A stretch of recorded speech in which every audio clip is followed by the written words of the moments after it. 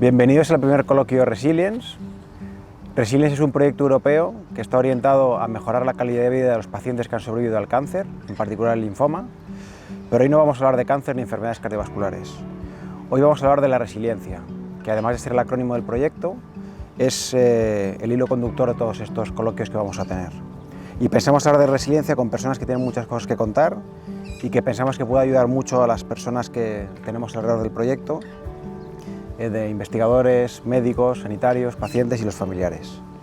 Hoy vamos a hablar de resiliencia con dos deportistas de élite que han llegado a la cima mundial y son dos personas que han conocido la cara amable del deporte, pero hoy no queremos que nos contéis la cara amable, sino un poco más vuestras vivencias y sobre todo vuestras experiencias, los momentos más complicados que habéis tenido y cómo los habéis afrontado.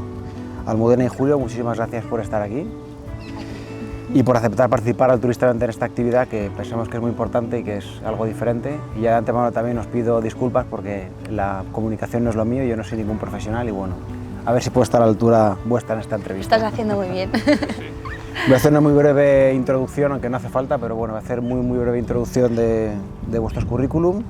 Almudena es original de Vitoria y bueno, es una ex gimnasta rítmica y tienes el récord de haber participado y de haber llegado a las 4 finales olímpicas, ¿no? Desde Atlanta, Sydney, Atenas y Pekín, y además con diploma olímpico en las dos últimas olimpiadas. Y luego, bueno, tampoco voy a hablar en detalle, pero bueno, 8 veces campeona de España, medalla de oro en los Juegos del Mediterráneo, en fin, múltiples victorias y reconocimientos, entre ellos la medalla de la Real Orden del Mérito Deportivo, ¿no? Del CSD. Y luego posteriormente has orientado tu vida profesional cuando has dejado el deporte más a la interpretación. Eres actriz de televisión, de cine, de teatro también recientemente. Y luego también una escritora de mucho éxito, que ha escrito muchos libros. Sobre todo tienes una serie muy reconocida de libros infantiles, cuentos infantiles. Sí. Y Julio García Mera, que para mí es muy especial poder entrevistar al periodista Julio García Mera, sobre todo porque no es una amistad de más de 30 años. Entonces, bueno, para mí es muy especial. Tú eres original de Madrid, del barrio de San Blas, donde te forjaste ahí la personalidad de un tipo duro.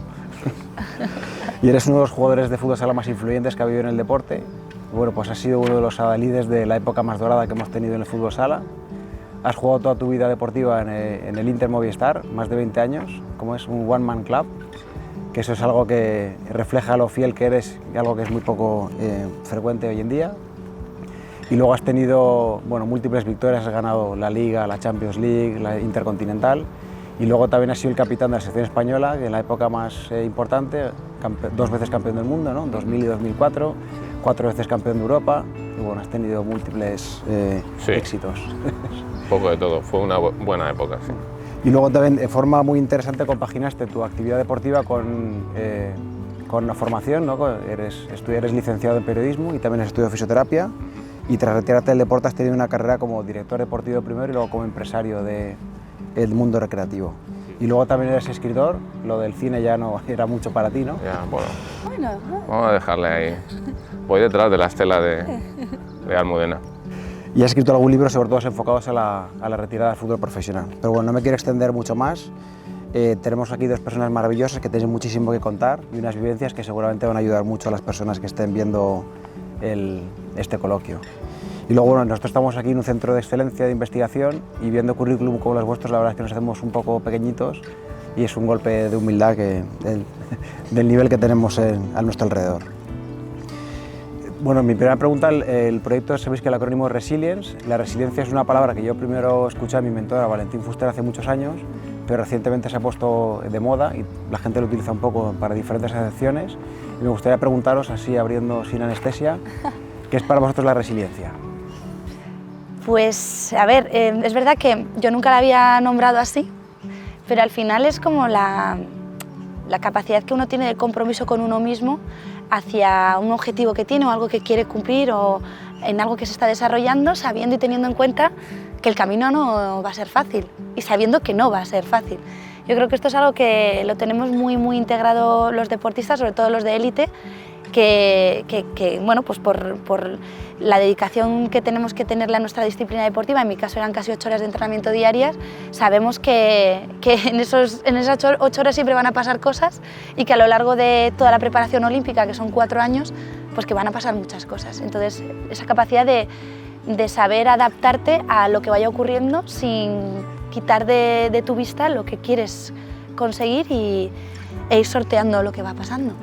Y un poco, ¿no?, sin tener mucha certeza de qué es lo que vendrá después, ¿no?, que yo creo que eso es algo... Claro, esto es curioso porque cuando uno se deja en manos de tu técnico, de tu entrenador, tienes toda la confianza porque sabes que es la persona que te va a dirigir y te va a llevar, pero realmente no hay garantías de que ese camino que te va a marcar tu técnico vaya a ser el éxito, ¿no?, que tienes primeramente en tu cabeza.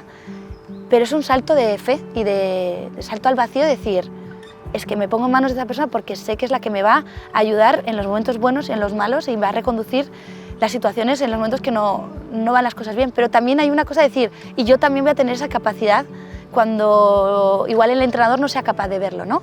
Esto también es un yo te doy, tú me das, y al final a medida que vas evolucionando como deportista, tú vas adquiriendo unas experiencias y te vas conociendo más a ti mismo, ¿no? Y yo creo que ese es el salto de ese binomio entrenador-deportista, que creo que es un poco el que ocurre también entre paciente y médico, ¿no? Sí. Julio, ¿qué es para ti la resiliencia? Bueno, lo ha definido muy bien Almu. Básicamente, lo del principio de la fisiología, esto de la función hace la forma, ¿no? Yo creo que al final cada deporte te convierte en un truco anatómico. Yo digo, al final, pues el cuerpo que tenemos cada uno es muy diferente según el deporte que hayamos practicado, pero también la cabeza. Y al final ese truco anatómico, fisiológico y mental lo que te hace o te permite llegar a objetivos que no tenías pensado ni por asomo. Y lo que dice Almu es clave en todo esto, que al final hay un principio de autoridad que yo creo que últimamente se está perdiendo, que tú confías en tu entrenador, en los médicos, en los fisios, para ir superando esas adversidades que van saliendo. A mí, el doctor de nuestro equipo, de nuestro club, nos decía que tenía que hacer eso y lo hacía absolutamente, incluso ponía más de mi parte para llegar a esos objetivos. Y por lo que me cuentan los jóvenes hoy en día les cuesta más, necesitan una segunda opinión, ir tal, apoyarse mucho en tecnología. Creo que bueno, los tiempos han cambiado, pero creo que básicamente, por resumir, la resiliencia para mí es eso, ¿no? el haber ido superando adversidades, dificultades, y haber llegado a cimas deportivas que no teníamos ni pensado. Y gracias a gente que te ayudó desde fuera, que lo veía y que tú podías llegar, pues conseguiste llegar a donde tú ni siquiera pensabas. Almudena, tu historia de éxito, todos tus éxitos más o menos los conocemos todos, pero nos gustaría también que nos hablaras un poquito de esos momentos más complicados, más oscuros en el deporte, que no son muy conocidos, pero que muy probablemente también ayuda a forjarte el carácter que tienes, ¿no? Cuéntanos un poquito así en general los momentos más complicados como deportista. Pues a ver, me vienen a la cabeza varios. Quizás uno de los más así traumáticos fue un año complicado donde yo sentía que mi propia federación no quería apostar por mí y crearon un sistema de clasificación bastante terrible donde teníamos que sí o sí competir en 4 competiciones independientemente de las circunstancias que te encontrases. Y en una de esas pruebas tuve ciática. Y yo, claro, eso pensaba que les ocurría a las personas mayores. Siempre lo había asociado con gente mayor y digo, pero perdona, que es que tengo 23 años y tengo ciática. O sea, cualquiera que se lo cuente, bueno, se me había pensado el nervio ciático porque me habían pinchado un Voltaren, pues el líquido se debe quedar ahí un poco pillado y me pilló el nervio ciático y se me quedó pillado. Entonces, fíjate, por un pinchazo mal puesto. Bueno, me acuerdo que tuve que ir a competir. Yo iba por el aeropuerto, que el pie izquierdo no sobrepasaba el derecho, que yo no podía poner la cabeza en la rodilla, no podía hacer un pasé, no podía hacer un retiré. O sea, ya no es hacer cosas de contorsionista, es que lo más básico que era andar no podía hacerlo. Digo, yo ahora cómo voy a coger un salto con la inercia que necesito si ese pie no puede sobrepasar al otro. Entonces yo me acuerdo que digo, es que esto no sé cómo lo voy a hacer. Y dije, por favor, ¿podéis cambiarme la competición para otra? No, esto es lo que hay. Y me acuerdo que yo, pues eso, iba sentada en el avión torcida, llorando, todo el día llorando. Iba a la competición y le decía a mi entrenadora, Irache, es que no sé cómo voy a salir, que es que no puedo ni calentar. Y me acuerdo que salí, hice mi trabajo, mejor, peor, y lo hice. Y era como que antepuse todo el tiempo que llevaba trabajando para poder conseguir esa plaza olímpica a la circunstancia que yo estaba viviendo. Y me di cuenta que la mente me permitió llegar a soportar un dolor que creía que era imposible. De hecho, me acuerdo que había un médico ucraniano que dije, duérmeme el culo, o sea, sí, sale de aquí y va para abajo. haz algo, y me puso cloretilo, me quemó mi trasero, estuve 2 años con el trasero quemado, y aquello pues sí disminuyó porque como que me generó un dolor que era otro aparte del que tenía, y como que la mente pues empezaba a decir, ay, pues se centraba en el otro dolor y la intenté confundir un poco, pero es que fue horrible. Y me acuerdo... ¿Tirar la toalla no era una opción en ese momento? No. Es que yo si no salía no iba a los juegos, digo, es que esto no puede ocurrir. Entonces me acuerdo que en esas circunstancias salí a competir y pasó. Y luego me acuerdo que el incitán que me estaban poniendo, que me llevaba un único pinchazo, a la que ya estaba volviendo de la competición empezó a funcionar, pero ya cuando ya volvía de la competición, y aquel episodio fue muy traumático porque creo que no era necesario, ¿eh? Aunque reconozco que eso me hizo ver que en momentos muy difíciles hay un instinto de supervivencia que está más allá de lo que tú crees que puedes, ¿no? Y otro episodio fue pues, salir a competir con un pie dormido porque me había roto el quinto metatarsiano y me lo infiltraron y no sabía muy bien ni dónde pisaba ni qué hacía ese pie, y me acuerdo que tenía 12 años y luego no hice las finales. Así, en temas de dolores físicos. Luego competí con el menisco roto en Sydney. ¡Qué Cristo, ¿eh? Pero nadie sabía, cambié todos los giros, o sea, si el pinzamiento me venía cuando la rodilla giraba en los giros que eran andedán, digo, vale, pues lo que voy a hacer es girar con la rodilla doblada, entonces ese giro nunca existía, entonces cambié todos los giros y todas las maneras de subir de rodillas los cambié por la otra rodilla, entonces eso fue mucho más fácil porque dije, solo tengo que volver a estructurar todo el ejercicio de manera que no pince el menisco, sí. Es más, me acuerdo que iba al Corte Inglés a por el champú y al girarme era cuando me hacía daño, cuando no lo pensaba. Entonces para mí entrenar era más fácil que hacer vida normal, porque entrenando era muy consciente de cómo tenía que apoyar la rodilla para no generar el dolor. Y hablábamos antes de tirar la toalla, ¿tú en algún momento has sentido miedo realmente al fracaso, a no estar a la altura? Sí, por ejemplo, muchas veces. ¿Tú qué pensabas cuando saltas al campo a una final de un mundial? ¿Piensas que el fracaso es una opción? Yo creo que, fíjate, en el momento en el que ganamos nuestro primer mundial, ya a partir de ahí ganamos todos muchísima seguridad, todos los que estábamos allí. Pero hasta ese momento, pues evidentemente tienes miedos, incertidumbres, inseguridades y cierto complejo, porque nunca habíamos ganado un mundial. Y en el 2000 surgió y apareció la magia, un poco entre todos, un trabajo en equipo y sobre todo la gente que lideraba eso, que eran mayores que nosotros, eran los que se encargaban del cuerpo técnico, que sí que veía que podíamos, pero nosotros los que estábamos, creo que antes lo ha comentado Almu, ¿no? Fuera de micro, que ella no sabía que era tan buena. Yo creo que nosotros no sabíamos que éramos tan buenos, pero los que estaban fuera, los que nos ayudaban a conseguirlo, sí, y creyeron en nosotros, creían más en nosotros que nosotros mismos. Y una vez que ya consigues eso y estás ahí, te dan la medalla de oro y dices, no hay nadie en el mundo mejor que tú. Bueno, pues te lo tienes que terminar creyendo, ¿no? Un poco. Luego hay que mantenerlo. Esto te auditan cada 4 años, otro mundial, ¿no? Y en eso estamos. Pero sí que mucho miedo. Yo se lo digo mucho a los niños. A los niños y las niñas cuando voy al instituto, a los colegios, siempre mando el mensaje que evidentemente la gente que dice que cuando tira un penalti o juega un partido importante no tiene miedo o no nota nerviosismo, digo, pues o no es persona o es un ser superior, digo, porque complicadísimo, lo que hay que hacer es entrenarlo bien y enfrentarte a eso y enfrentarte al problema que tienes y ya está, y entrenando mucho, por supuesto. Bueno, el proyecto Resilience, como sabéis, trata sobre un posible efecto adverso que tienen los quimioterápicos que pueden provocar una toxicidad en el corazón, es decir, como un efecto adverso. Y a mí me gustaría un poco, haciendo la analogía, que nos hablaseis un poco de otro efecto adverso como deportistas de élite, que son las lesiones. Pero más que la lesión per se, que ya nos has contado en detalle, sobre todo una lesión que pueda ser un poco más de medio plazo o largo plazo, sobre todo tus sentimientos. Cuando te dicen que tienes la lesión, cómo afrontas las primeras etapas y cómo afrontas toda esa época hasta que puedas volver a hacer deporte. Pues quizás es cuando te hablan de tienes un osteofito o una calcificación en la cadera, ¿no? O un osteofito en la cadera y sabes que cada día tú vas a tener que movilizar esa cadera. Entonces, si primero piensas cómo puedo hacer para disminuir ese dolor diario, porque ya sabes que cada día te va a doler, cada día vas a usar ese pie, vas a usar esa cadera. Entonces yo me acuerdo el día que entendí que me tenía que hacer amiga del dolor, es decir, no ponerle resistencia. Al principio era como, por favor, que me lo quiten. Y ya cuando te enteras de que eso va a estar siempre y que incluso cuando dejes la gimnasia te van a decir, haz este trabajo preventivo porque si no, en el momento en que aflojes tu musculatura va a salir el dolor óseo, vas a tener que hacer trabajo preventivo el resto de tu vida. En ese momento es cuando tú dices, vale, o acepto que esto es así o vamos mal. Entonces yo me acuerdo que dije, ok, yo lo que tengo que hacer es familiarizarme con el dolor y medirlo en intensidad, es decir, hoy tengo un dolor mayor o menor, pero sé que va a estar siempre. O sea, no intentar pensar que voy a tener un día ideal sin dolor, porque eso sé que ya no va a volver a ocurrir. Aparte de lamentarte que no va a estar y decir, tengo que convivir con él. Eso del lamento, a partir de los 20 años ya dije, el lamento del dolor para otra. Yo sabía que cada mañana me iba a levantar y iba a tener que apoyar los brazos en el lavabo para echarme el agua, porque el lumbar me iba a doler ya todos los días.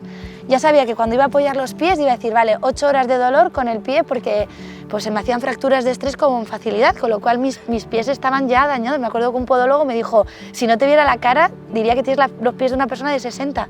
Por los osteofitos y calcificaciones nosotros trabajamos con los pies directamente, el impacto es directo. Entonces mis pies estaban muy envejecidos en proporción a mi cuerpo, ¿no? A mi cara, sobre todo. Entonces aceptar el dolor como parte de tu día a día, como es el saber que tus piernas tienen esta longitud y que tus brazos tienen esta longitud y que hay ciertos elementos en tu cuerpo de gimnasia que no vas a poder hacer porque tienes unas características concretas, ¿no? Aceptas igual que no eres contorsionista, pero eres aparatera, ¿no? Trabajas muy bien con el aparato, con el aro, la pelota.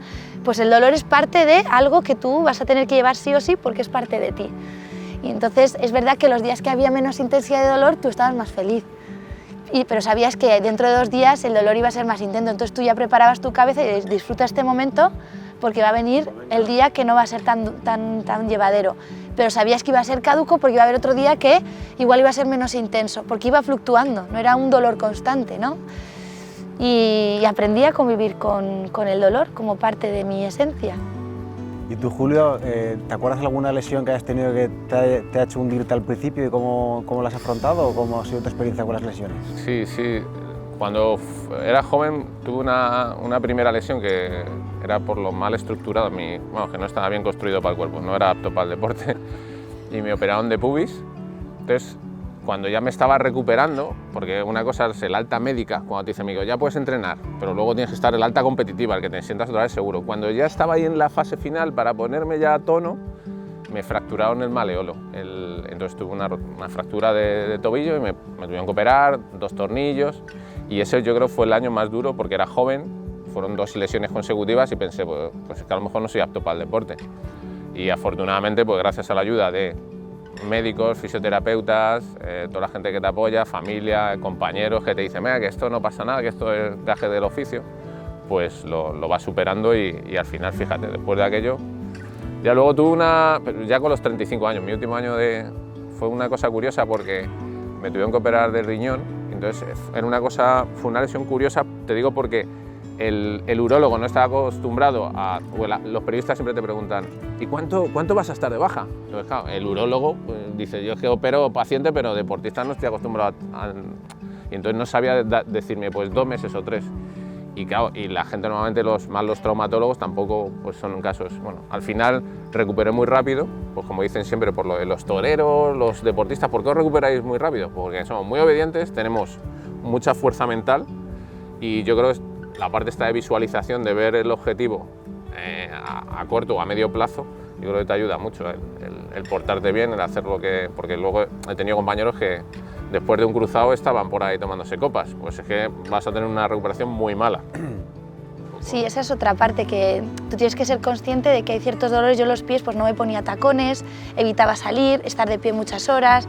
Tienes también que poner de tu parte para que, sabiendo que tienes ciertas lesiones ya crónicas, facilitarte un poco la vida, porque todo lo que sea quitarle peso y gravedad al problema que tú tienes, pero claro, en ese sentido pues tienes que tener mucho compromiso, tienes que querer mucho y tienes que estar desviviéndote también por tu profesión y que sea tu prioridad. Un aspecto que me parece súper interesante, que los dos conocéis bien, bueno, de hecho tú has escrito hasta algunos libros, tiene que ver un poco con la incertidumbre que es esa transición de ser deportista de élite a la retirada. Un poco, yo creo que se podría hacer un poco una analogía con lo que tratamos en Resilience, ¿no? Que no sabes qué es lo que va a ocurrir, y me gustaría que contaseis un poco cómo afrontasteis vosotros esos últimos momentos o en el momento en el que sabíais que os ibais a retirar.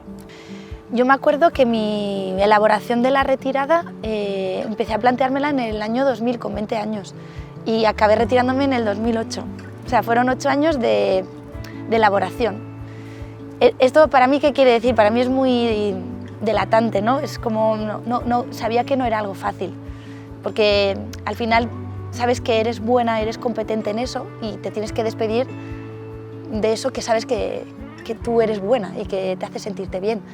Y no sabes cómo hacerlo y no sabes cuándo es el momento ideal. Entonces yo iba viendo que aún podía ofrecerle algo a la gimnasia y entonces iba alargando mi carrera. Pero me acuerdo que el día que dije ya ha llegado el momento, que fue en el 2008, dije yo tengo que despedirme y tengo que hacerlo cuando yo quiera, como quiera y donde yo quiera. No siempre tenemos esa suerte, porque a veces las lesiones te sacan del deporte, pero en mi caso pude llegar. Y eso no quita que la transición haya sido complicada. E incluso diría que se antojaba hasta imposible, porque hay un momento donde sientes que has perdido totalmente tu identidad, que tu vida ha cambiado radicalmente, que ya no estás en el entorno de familia donde tú estabas, que tus técnicos, médicos, fisios, todos eran tu familia. Incluso tuve síndrome como también del abandono, de que me habían abandonado con los servicios médicos, porque para cualquier cosa yo accedía al servicio médico con mucha facilidad y de repente ahora era ir a la Seguridad Social, ¿no? Que tenemos una Seguridad Social maravillosa, pero ostras, es un médico que no te conoce de nada, que ve tus radiografías y se asustan, cuando tu médico era algo normal, era todo más dramático de lo que realmente creías que era y te están haciendo dudar incluso del proceso que tú has llevado anteriormente, y entras en un momento súper doloroso porque sientes que estás sola, que te has quedado con un cuerpo con ciertas patologías y que ya no sabes quién te las va a cuidar y sientes pues eso, que te has quedado sola en el mundo. Entonces hasta que empiezas a volver a sentirte competente en algo, pues es un proceso y yo lo encontré en la interpretación, porque al final en el deporte pues muestras la cara de la valiente, de la fuerte, de la que puede con todo, pero dentro de esa persona o de esa personalidad o de esa superheroína que te endosas con tu traje de superheroína de licra, con el maillot, hay una personita que ha estado aguantando cosas que no podía aguantar para esa edad y que las ha sostenido, entonces sale todo después.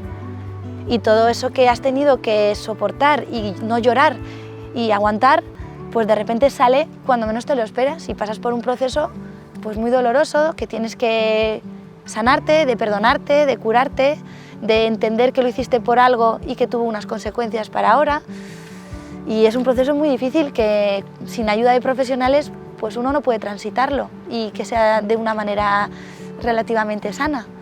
Entonces, bueno, he aprendido mucho de ese proceso, quizás también me está ayudando mucho a entender otros procesos que luego pasas de más mayor, una ruptura amorosa, la pérdida de un ser querido, haces asociaciones con tu vida deportiva y dices, ostras, yo ya viví el rechazo, yo ya viví la soledad, viví el abandono, lo viví antes, ahora va a ser menos doloroso porque hay un proceso común y aunque estamos hablando de términos distintos, como esto que estamos hablando ahora, para los pacientes que lo estén escuchando, yo sé que van a encontrar muchas similitudes, porque al final lo hemos pasado, lo hemos sentido y es un proceso muy parecido y muy similar. Y eso a mí me está haciendo que cuando vuelva a ocurrir otro trauma, decir, vale, ok, yo salí, hice 2 Juegos Olímpicos después de aquello, no 1, hice 2. Y dije, ¿y cómo lo hice? Pues aplicándome esto y esto. Por ejemplo, la cinta es un aparato que está en constante movimiento. Y entonces yo lo que hice es no parar. Y cuando había un nudo había que parar y saber cómo había hecho ese nudo para poder deshacerlo, ¿no? Entonces, joder, de mis propios aparatos he aprendido muchas cosas. Herramientas para la vida. Exacto. De la pelota es el único aparato que forma parte de tu cuerpo, que puedes adaptarlo a tu cuerpo, los demás no. Y entonces he aprendido que hay que adaptarse, a que podemos acompañar el movimiento para poder adaptarlo, ¿no? ¿Qué puedo hacer para que el movimiento sea fluido o que sea una extensión de mí? La lesión era una parte de mí, tenía que hacerla sentir que era una parte, una extensión de mí, pues eso es lo que me hizo poder soportar el dolor, ¿no?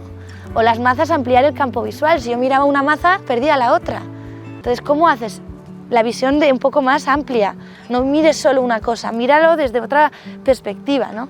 Y dices, joder, qué enseñanzas he tenido del deporte que no era capaz de ver antes y las veo ahora, ¿no? Y entonces yo creo que un paciente que esté atravesando también todo esto, cuando lo pase, le va a servir para el futuro va a de su decir, vida. madre mía, qué refuerzo y qué enseñanza y qué valor le estoy dando a esto que he transitado y qué visión más distinta voy a tener incluso del proceso que he llevado, que no eres capaz de ver en el momento, evidentemente. ¿Y tú, Julio? Bueno, qué bien lo cuenta, es difícil que hablar. Qué bien lo cuenta.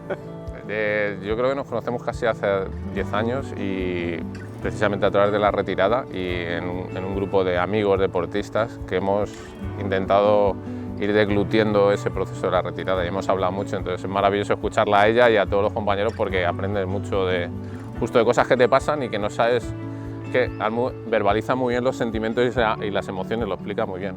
Yo de lo de la retirada siempre hablo de lo de la metáfora que utilizaba Vargas Llosa cuando habla de la vocación literaria, que él dice que es una tenia, un parásito que se le mete al escritor o a la escritora y que al final te va devorando por dentro y tú ya no sabes si vives para ti o para dar de alimentar a ese bicho que llevas dentro, ¿no? Entonces me parece una metáfora muy bonita aplicada al deporte, porque al final los deportistas, como dice Almu, es lo que sabes hacer desde pequeñito y vives para ello. Y de repente te dicen un día, o bien porque te echan o porque tú ves que te tienes que retirar, de repente tienes que mirar al bicho de frente a los ojos y decirle, pues hasta aquí hemos llegado. Y ese momento es complicadísimo, evidentemente no es un día ni dos, es un proceso largo.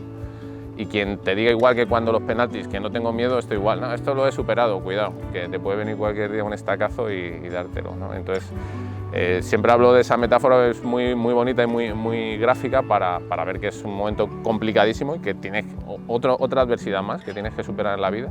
Y apoyándote otra vez, yo siempre, al final, mi deporte ha sido colectivo y yo siempre me apoyo en las personas, no sé hacer las cosas sin tirar una pared, ¿no?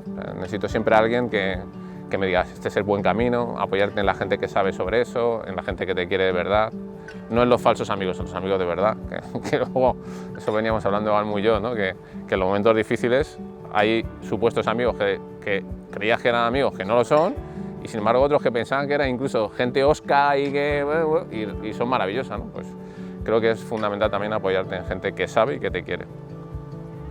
Bueno, estamos ya terminando. Me gustaría, de las múltiples actividades que habéis hecho, y bueno, trabajáis, especialmente tú que trabajas en muchos medios y demás, ¿alguna vez te habías imaginado colaborando con algún proyecto científico? ¿Tenemos la suerte de que sea la primera vez que has hecho algo más relacionado con la ciencia? Pues mira, te voy a decir que en la serie de Rabia era una científica que estaba buscando el antídoto para gente que se convertía en rabiosa. Y al final del último capítulo conseguía... ¿Cómo conociste a Julio? Claro, y le inyecté el antídoto y saqué la mejor versión de él y conseguí el antídoto. Entonces, bueno, he trabajado en un laboratorio y pedía, por favor, que me enseñaran bien cómo cogían la jeringuilla, cómo extraían, cómo inyectaban, cómo tal, porque es la destreza del trabajo que ellos hacen diariamente, pero tú igual, pues la colocación de los dedos es otra, y me interesaba mucho, sobre todo visualmente, que pareciera que era una persona que llevaba conviviendo en ese medio mucho tiempo. Pero nunca me vi en esta circunstancia, pero tengo que decir que al igual que yo le encuentro mucho paralelismo a lo que me ocurre en mi vida personal, con cómo lo he gestionado con el deporte para mi vida personal, creo que es totalmente aplicable lo que van a transitar los pacientes con esta sensación de que bueno, tienen que exponerse se tienen que poner una quimio que saben que les va a generar una situación interna muy dolorosa y difícil, pero que luego aparte están los científicos buscando qué manera, que parece que eso te va a generar otro problema mayor, y dices, tienes que creer en el científico porque ha estudiado esto tanto que saben que eso va a ayudar. Entonces es como, digo, madre mía, esto es como el entrenador que te dice, Almu, otra repetición más y tú crees que vas a romper, y yo, no vas a romper, es la repetición que necesitamos precisamente porque esa es la buena, ¿no? Y entonces encuentras estos paralelismos y decir, ostras, si los pacientes pueden encontrar lo que yo estoy encontrando en esta charla para que afronten ese proceso y que cuando venga el momento de bajón simplemente lo sostengan, ni siquiera se quieran autoengañar, simplemente digan, aguanta, confía, paciencia. Nada más, aguanta, confía, paciencia, que era lo que yo trataba con mi entrenador, decir, aguanta, confía en ella y paciencia, que todo pasa, ¿no? O que ponte en manos de las personas que saben.